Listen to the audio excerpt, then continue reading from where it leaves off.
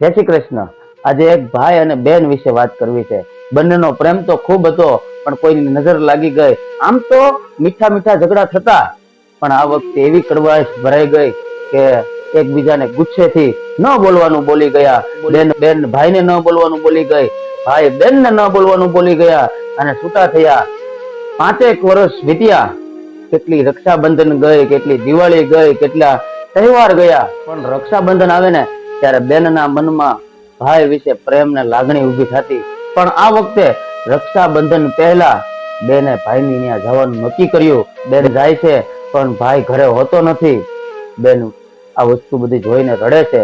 કોઈ વ્યક્તિએ એને પૂછ્યું, કેમ બેટા રડે છે? તો બેને એના મનની બધી વાત કરી અને એ વ્યક્તિએ પણ જણાવ્યું કે આપણા ગામમાં એક ગુરુજી છે, એ સરસ મજાનું પ્રવચન આપે છે, આખું ગામ એને માને છે, તારો ભાઈ પણ એને માને છે, તું એને જઈને વાત કર, એ તને કોઈ રસ્તો આપશે। બેન તરત ગુરુજી પાસે જાય છે અને ગુરુજીને બધું કહે છે કે મારી ભૂલ હતી, એ હું સ્વીકારવા આવી છું, મારે મારા ભાઈને રાખડી બાંધવી છે।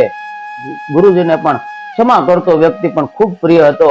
એને સરસ મજાની વાત કરી કે બેન તું રડીશ નહીં, તું ઘરે જા, આ વખતે તારો ભાઈ તારી ઘરે આવીને રાખડી બાંધશે। 2 દિવસ પછી ભાઈ ગુરુજીને મળે છે, ત્યારે ગુરુજી ખાલી એટલું જ કહે છે કે બેટા આ વખતે તારી બેનની ત્યાં તારે જઈને રાખડી બાંધવાની છે। પેલો ભાઈ તરત જ લાલ ઘૂમ થઈ જાય, તરત જ એમ કહેવા મળે છે કે મારે એની સાથે નથી બોલવું, મને કેવા કેવા કડવા વેણ કીધા છે, હજી મને એ યાદ છે, મારે એની પાસે રાખડી નથી બાંધવી। ગુરુજીએ તરત વાત ફેરવી નાખી અને બીજી વાત મૂકી કે બેટા 2 દિવસ પહેલા બપોરે તે શું ખાધું હતું? એ વિચારતો હતો, તરત જ બીજો પ્રશ્ન મૂક્યો કે 5 દિવસ પહેલા મારી સભામાં જે પ્રવચન હતું, જે બોધ હતો, જે સારા સમાચાર હતા, જે સારા વાક્યો હતા, એ તને યાદ છે? તો પેલો ભાઈ કહે છે કે ના ગુરુજી મને યાદ નથી। તો બેટા 2 દિવસ પહેલા તે શું ખાધું છે, 5 દિવસ પહેલા તે સારું સાંભળ્યું છે, એ તને યાદ નથી, પણ 5 વર્ષ પહેલા સાંભળેલા કડવા શબ્દો તને યાદ છે?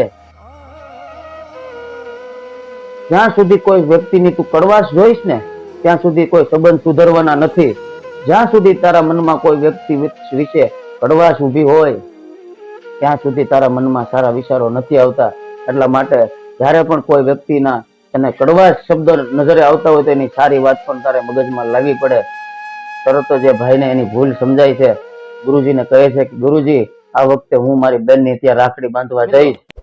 તો મિત્રો આ વિડીયો વિશે તમારું શું કહેવું છે? જો વિડીયો પસંદ આવ્યો હોય તો લાઈક કરો, શેર કરો, સબસ્ક્રાઇબ કરો। નમસ્કાર।